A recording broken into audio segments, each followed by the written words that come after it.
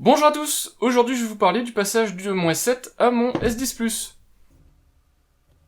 Alors comme vous le savez peut-être, j'ai le S7 depuis maintenant 3 ans, et puis il était temps de le renouveler parce que mine de rien il commence à prendre un coup de vieux quand on le compare esthétiquement avec le S10 Plus, on se rend compte vraiment qu'en 3 ans, les téléphones ont quand même bien évolué. Le S7 va donc prendre sa retraite, et puis c'est le S10 Plus qui va le remplacer, et je vais vous expliquer en 5 points positifs et 5 points négatifs ce que j'aime sur le S10 Plus et ce qui va me manquer sur du S7 en fait, ce qui me manquera du S7. À la fin de la vidéo, je vous expliquerai aussi rapidement quel thème, etc. j'ai pour ce téléphone, pour vous expliquer vite fait comment j'ai fait, si ça vous intéresse et si vous voulez customiser un petit peu votre S10. Cette vidéo est sponsorisée par OtterBox. Non, je plaisante, mais si vous cherchez vraiment des produits de qualité, moi je suis pas payé pour le dire puisque c'est pas OtterBox qui m'envoie les produits, mais si vous êtes intéressé par des produits pour protéger vos téléphones et que vous cherchez quelque chose de qualitatif et de solide, vous avez chez OtterBox des produits très très bien pensés. C'est une marque canadienne et ils font à la fois des protections d'écran, des protections de téléphone, quelle que soit la génération de téléphone Samsung, et ça fonctionne très très bien. La première chose qui va me manquer sur le S10 Plus, c'est cette lettre de notification. Vous entendez ici, je viens de recevoir un mail. Le S7 me le notifie avec sa petite lettre de notification, qu'on voit là. Alors que le S10 Plus n'a plus du tout de LED en façade. Alors je pense qu'il n'y avait aucun souci pour en ajouter une, mais voilà, Samsung a décidé de la retirer. Alors à la place de ça, vous pouvez avoir les bords lumineux si nécessaire, donc vous pouvez avoir comme ça reste un modèle Edge, vous pouvez avoir sur les côtés ici un petit liseré lumineux, et puis vous avez toujours la possibilité d'avoir Always On en place pour consulter très rapidement vos notifications et puis voir ce qui s'est passé, donc juste un appui avec le doigt sur l'écran. Mais je trouve ça dommage d'avoir retiré la lettre de notification, surtout quitte à faire une encoche dans l'écran, autant y mettre des choses qui sont utiles au quotidien. Mon premier point négatif, c'était donc l'absence de cette lettre de notification, et j'en viens à mon deuxième point négatif sur le S10 Plus. Vous avez en façade ici l'encoche. Alors l'encoche ne se voit pas beaucoup forcément au quotidien, mais quand vous avez une application plein écran ou une vidéo qui est dans une couleur assez lumineuse, forcément on voit bien ce trou dans l'écran. Alors ici c'est le S10 Plus, du coup le S10 Plus a une double caméra à l'avant, et c'est l'autre point donc qui me dérange, pas le fait qu'il y ait un trou, ou le fait qu'il y ait une encoche ou un trou, et le fait de mettre une caméra, mais c'est le fait de choisir ce qui a été mis dedans. Sur le S10 Plus, Samsung a décidé de faire un trou ovale pour mettre 2 caméras. Les 2 caméras filment en Ultra HD, donc ça c'est très bien. Mais je vois pas l'intérêt en fait d'avoir 2 caméras.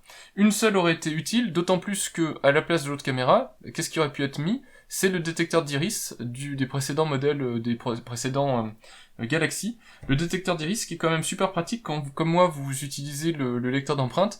Ça permet d'avoir un niveau de sécurisation qui est à peu près aussi élevé que le lecteur d'empreintes, mais d'avoir juste à regarder le téléphone pour le déverrouiller. Quand moi maintenant, je suis obligé à chaque fois de mettre le doigt pour déverrouiller le téléphone puisque il n'y a pas de capteur d'iris. Donc ça c'est l'autre point que je trouve, le deuxième point que je trouve embêtant sur le S10 Plus. C'est bien d'avoir fait une encoche, mais il aurait fallu l'équiper de choses qui sont vraiment utiles au quotidien.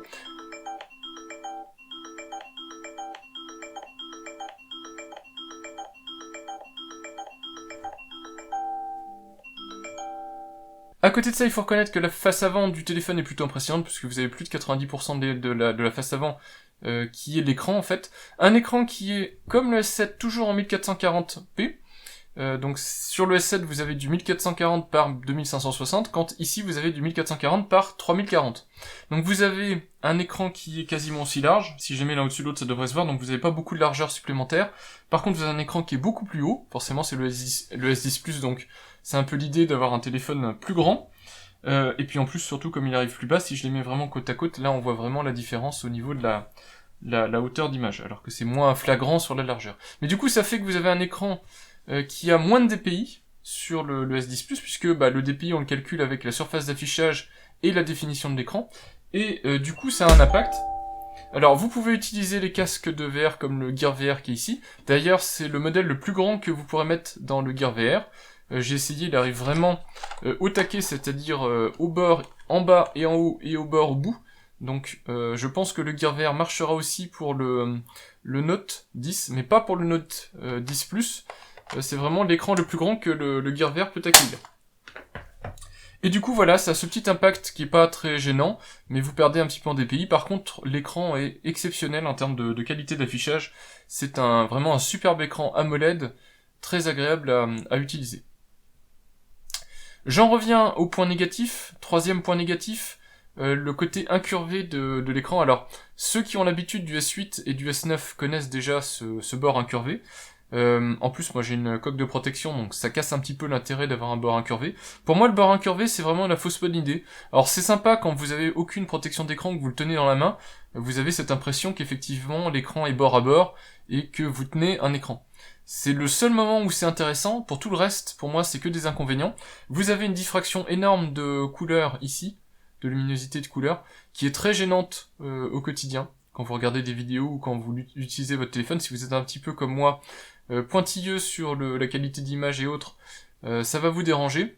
Et puis surtout, ça le rend extrêmement fragile malgré la coque ici. On voit il y a forcément des échancrures dans la coque à cause de ces bords incurvés.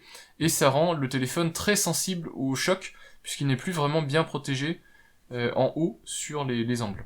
Alors que le S7, alors il existait un S7 Edge, puisque le côté bord arrondi existait sur le S7, mais le S7, vous voyez, il est tout plat, ce qui lui donne un vieux look, effectivement, mais par contre, le rend beaucoup plus résistant au choc et au temps, et puis surtout, vous avez cette image, alors qui n'est pas, certes, bord à bord, mais qui est suffisante. C'était déjà du 2,5D, je crois, sur le S7, donc il était légèrement arrondi, mais très très légèrement. Par contre, point très positif, le S10 Plus arrive directement avec une protection d'écran qui est appliquée sur le téléphone.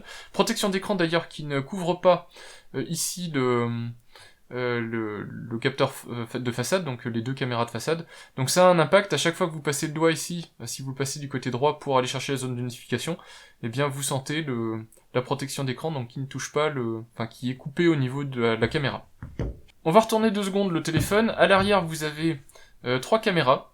Et je dois dire qu'il fait des superbes photos et des superbes vidéos, ce téléphone. Alors, on les verra plus tard dans d'autres vidéos. Je vais pas ici vous inonder de clichés. Les 3 caméras en elles-mêmes, je pense qu'il y en a que 2 qui sont utiles. Vous avez la grand angle et la caméra standard à ouverture variable. La caméra zoom x2, à mon avis, ne sert à rien. Ça aurait été sympa d'avoir une caméra x4 ou x8, quelque chose comme ça. Mais une x2, j'ai pas vu vraiment de cas d'utilisation très intéressant. Contrairement au Note Plus, vous n'avez pas le capteur de profondeur. Donc ça c'est embêtant si vous voulez un peu de bokeh en vidéo ou en photo. Ça n'existe pas. Par contre vous gardez le flash et vous gardez la possibilité d'avoir un capteur de rythme cardiaque. Voilà pour les capteurs arrière, donc très très bon, et puis surtout ce qui est très intéressant c'est la stabilisation. Je vous mettrai un petit cliché, mais la stabilisation vidéo est impressionnante. Apparemment le Note fait encore mieux, mais sur le S10 Plus c'est vraiment c'est super bien stabilisé, ça s'appelle super stabilisation, donc ça porte bien son nom.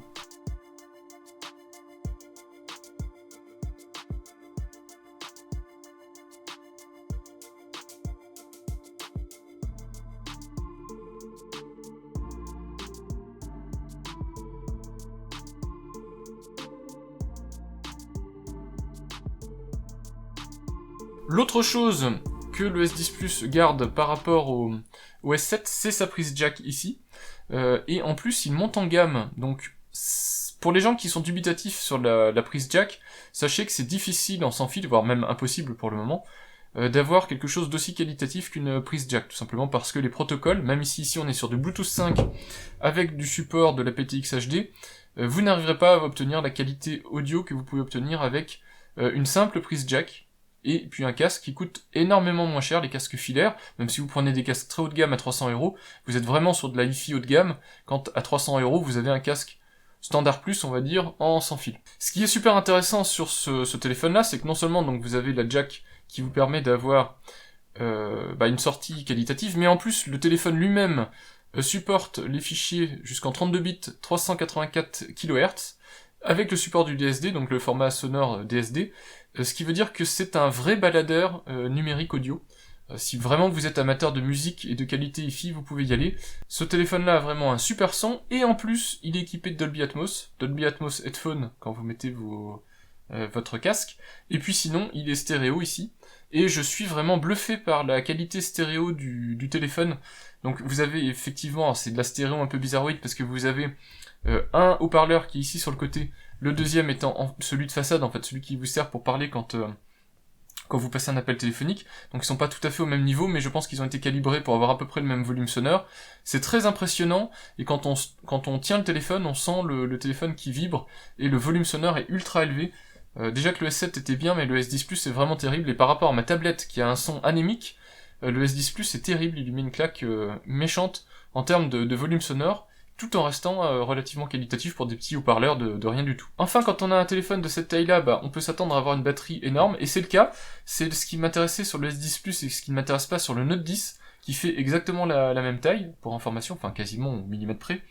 Dans le Note 10, vous avez le stylet, ici, et ici, comme il n'y a pas de stylet, pour la même taille, vous avez une batterie de 4100 mAh, et c'est vraiment une bête de compétition. C'est un téléphone qui tient sans problème une journée d'utilisation intensive. Et ça, c'était ce que je recherchais. Ne pas me retrouver en milieu de journée ou à 4 heures à essayer de trouver une prise de courant pour le recharger, avoir quelque chose qui tient la route. Alors évidemment, ça va dépendre de votre utilisation. Si vous avez une utilisation ultra intensive, c'est possible que vous ayez besoin de recharger. Mais sinon, c'est quand même un téléphone qui tient très très bien en termes d'autonomie. Enfin, on en arrive au dernier point positif et dernier point négatif. Le dernier point positif, c'est le bouton Bixby. Alors le bouton Bixby, ça va paraître bizarre, mais en fait, avoir un bouton dédié pour déclencher qui est ici sur ma coque, pour déclencher l'assistant vocal, c'est super utile puisque je n'ai plus besoin de dire le fameux mot-clé qui chez vous va déclencher tous vos assistants vocaux, j'ai juste appuyé sur le bouton, et on voit Google Assistant qui apparaît, qui est en train de m'écouter et qui est en train de m'espionner. C'est super pratique sur un téléphone parce que souvent votre téléphone est déclenché par la voix de quelqu'un d'autre. Ici, je garde le mot-clé que vous connaissez bien, qui est actif dans l'application Google Maps, ce qui me permet en mode voiture d'interagir avec, et quand je suis pas en mode voiture, j'ai juste appuyé une fois sur le bouton, et puis j'ai l'assistant vocal qui démarre immédiatement, et c'est ultra pratique. Alors ça se remap, le bouton Bixby, puisque par défaut, c'est évidemment un bouton Bixby. Moi, sur simple appui, j'ai Google Assistant, et puis en double appui, j'ai Bixby, ce qui me permet avec Bixby de piloter le téléphone, donc vous pouvez allumer des fonctionnalités du téléphone, ce que vous pouvez pas faire avec Google Assistant, et donc c'est tout à fait intéressant d'avoir ça en palliatif. Bixby est pas un super assistant, mais pour ce qui est par exemple une lecture de QR code, ou allumer une fonctionnalité ou éteindre une fonctionnalité de votre téléphone, ça peut être super pratique. Enfin, le capteur d'empreinte, alors je suis pas hyper convaincu, même si il est au moins aussi efficace que le S7, et je vous le montre, preuve en image. Voilà, on voit que les deux se déverrouillent aussi rapidement.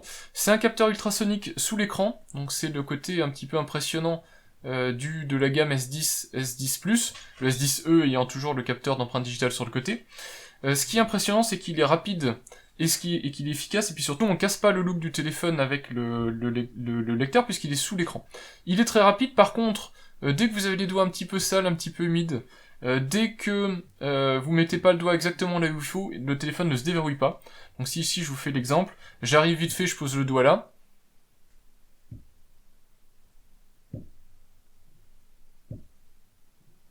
Bon, je fais exprès de pas super bien le faire, mais c'est pour vous montrer à quoi je suis confronté au quotidien. Voilà ce qui se passe, et donc il me faut 4 ou 5 fois à chaque fois pour déverrouiller quand je veux... En fait, c'est quand je veux m'y prendre vite. Dès que je veux le faire vite, je pose le doigt un peu trop rapidement et ça ne se déverrouille pas.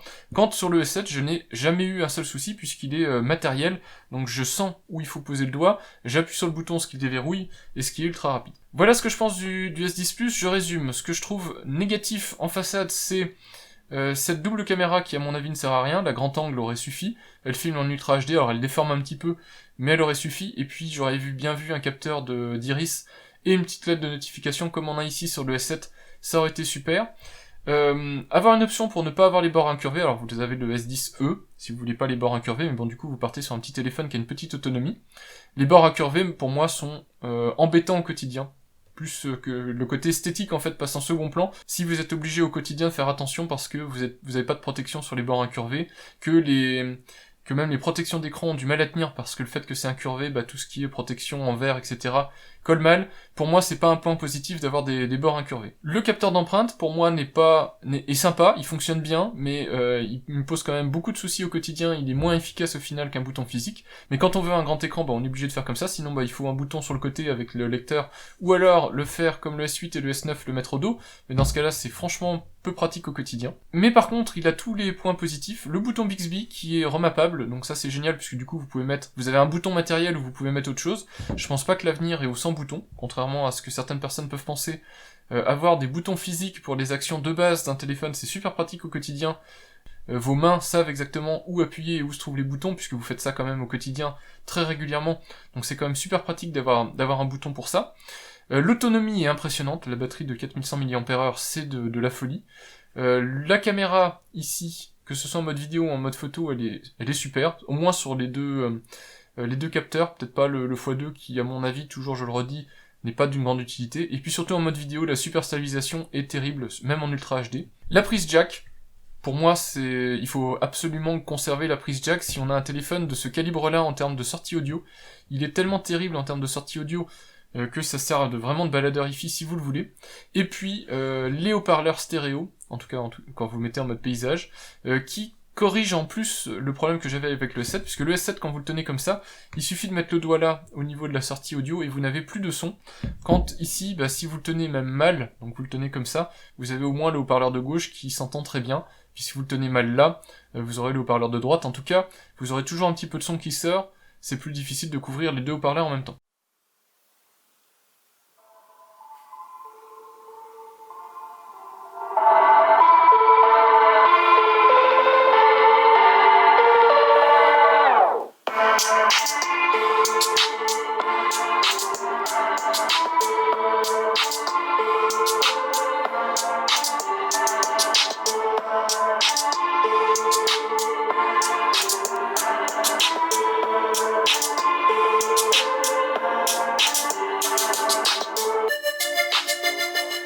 Concernant maintenant la customisation du téléphone, j'ai Microsoft Launcher, donc c'est le launcher que j'ai retenu ici pour mon bureau. Donc Microsoft Launcher qui propose un tas de fonctionnalités, puis qui est intégré avec tous les services Microsoft. Et concernant le look, le fond d'écran c'est un fond d'écran Bing, donc un fond d'écran qui vient de chez Microsoft. Concernant la déco, je suis allé sur le Samsung Galaxy Theme, donc l'application spécifique pour Samsung. En termes de thème, j'ai Black Edition V2 qui me permet d'avoir entre autres par exemple cette zone de notification toute noire avec les icônes à fond blanc, et puis cette barre ici d'icônes qu'on peut d'ailleurs passer en mode qu'on peut d'ailleurs passer en mode mouvement, si on préfère, donc on a que 3 petits points au lieu d'avoir les boutons en eux-mêmes, les boutons virtuels. En tout cas, ici, ils sont dessinés, ça fait un thème tout noir. Malheureusement, le thème tout noir a un défaut, c'est les icônes sont pas super jolies dans ce thème, et donc, moi j'ai ramené comme thème Material Design en thème d'icônes, et donc ça me remet les icônes d'origine d'un téléphone Android Samsung. Voilà en gros pour le look, et donc ça me fait ça en termes de look et d'icônes. Sachant que j'ai aussi ici un thème d'icône pour ces icônes ici. J'utilise Flight Light, si vous le trouvez encore. C'est le thème d'icône que j'utilise pour mes petites icônes en bas. Voilà en gros ce que ça peut donner en termes de look. Et donc voilà, moi j'aime bien. Et puis ça va devenir mon téléphone du quotidien. Et puis mon S7 va prendre une retraite bien méritée. Hop. Allez, merci d'avoir vu cette vidéo. J'espère que mon petit test, qui est pas vraiment un test du S10 Plus, vous aura intéressé, et puis je vous dis à bientôt pour de prochaines vidéos. Au revoir!